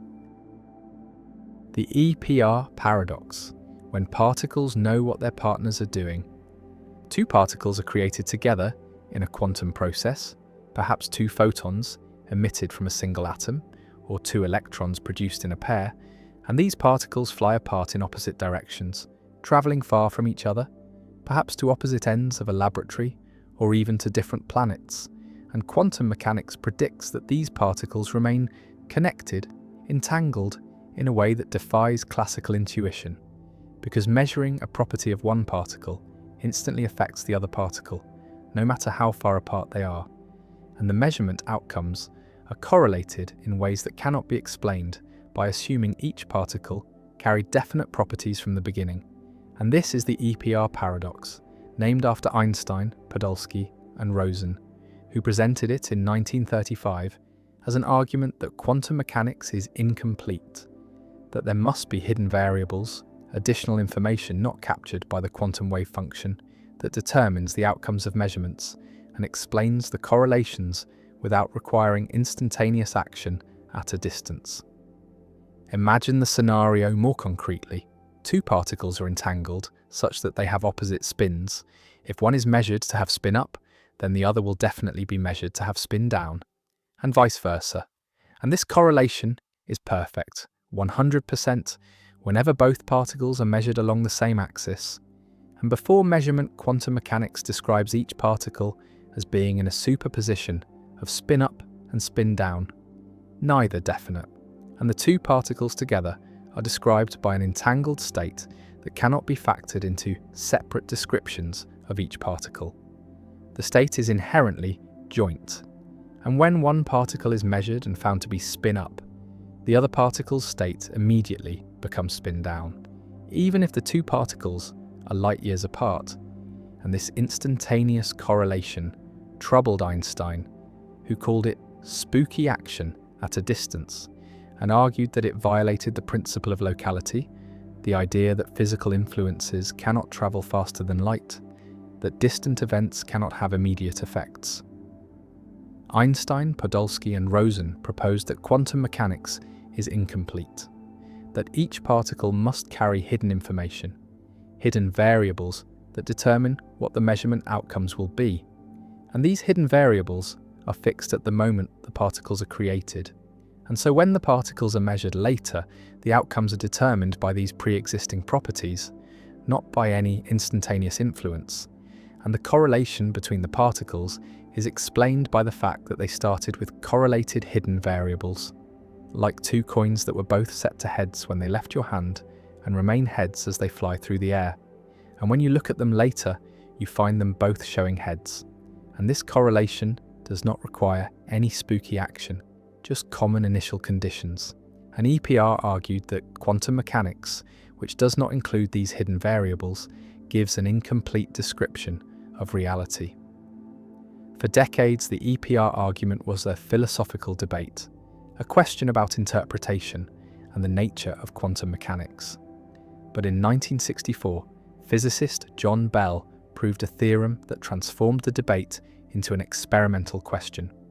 Bell showed that any theory based on local hidden variables, any theory where measurement outcomes are determined by pre-existing properties and where influences travel at or below the speed of light, must satisfy certain mathematical inequalities, now called Bell inequalities, and these inequalities place limits on how strongly the measurement outcomes of two distant particles can be correlated.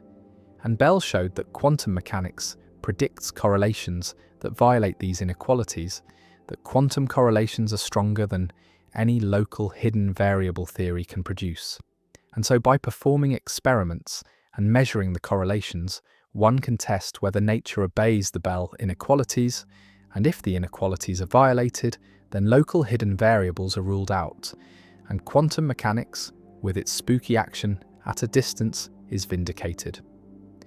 Experiments have been performed many times with increasing sophistication and precision, closing various loopholes, and the results consistently show violations of Bell inequalities, strong correlations that match quantum mechanical predictions, and rule out local hidden variable theories. And so nature does not obey locality in the way Einstein wanted.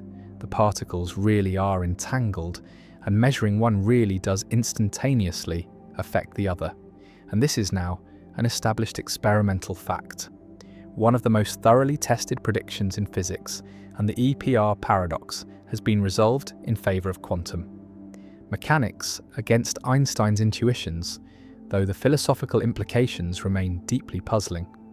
The paradox forces a choice between giving up locality or giving up realism, the idea that physical properties have definite values independent of measurement, and most interpretations of quantum mechanics give up realism, accepting that particles do not have definite spin values until measured, that the spin only becomes definite through the act of measurement, and the entanglement means that the two particles are not independent.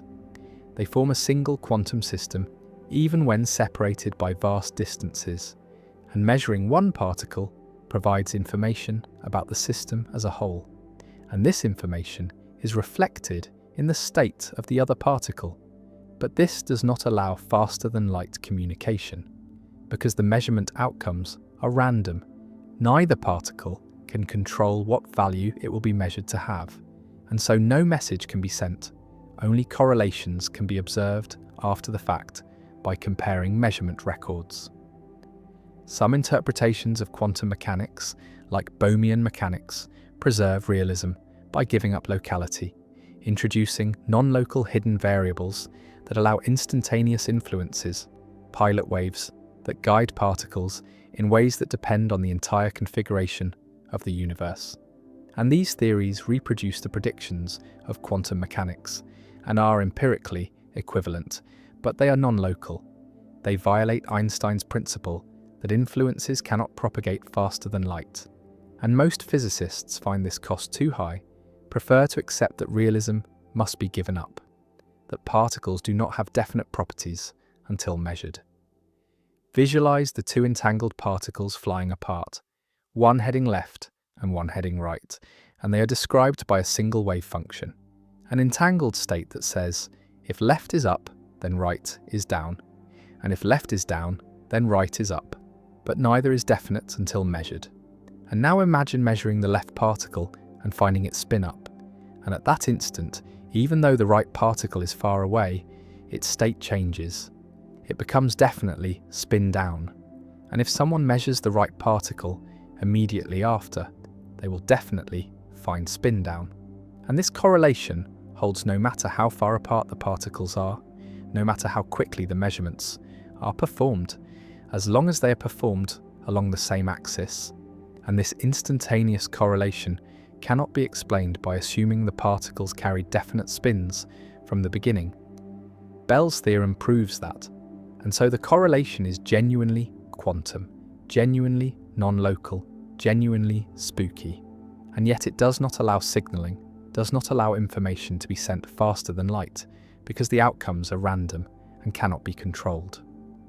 The EPR paradox stands as one of the deepest puzzles in quantum mechanics, a paradox that led to Bell's theorem, to decades of experimental tests, to the confirmation of quantum non-locality, and to ongoing debates about what quantum mechanics means, about whether reality is fundamentally non-local, about whether measurement is a special process or an ordinary interaction, about whether consciousness plays a role, about whether the universe splits into branches or whether hidden variables exist beyond our current theories, and none of these questions has a settled answer.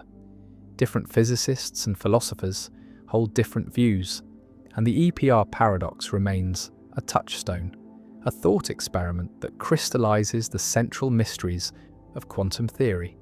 And Einstein's discomfort with spooky action at a distance, his belief that quantum mechanics must be incomplete, has been answered by experiment. Nature really is spooky. Particles really are entangled. Measurements really do have instantaneous non-local effects. And this is not a failure of the theory, but a feature of reality, a feature that defies classical intuition and forces us to accept that the quantum world operates according to rules that seem impossible, that violate locality, that create correlations stronger than any classical mechanism can produce. And the paradox endures, not as an unsolved problem, but as a solved problem with an unsettling answer. And the particles fly apart, entangled forever, connected by invisible quantum threads, and measuring one affects the other instantly across any distance, and the universe is non-local. And the EPR paradox, intended to show that quantum mechanics is incomplete, instead revealed that nature is stranger than Einstein imagined.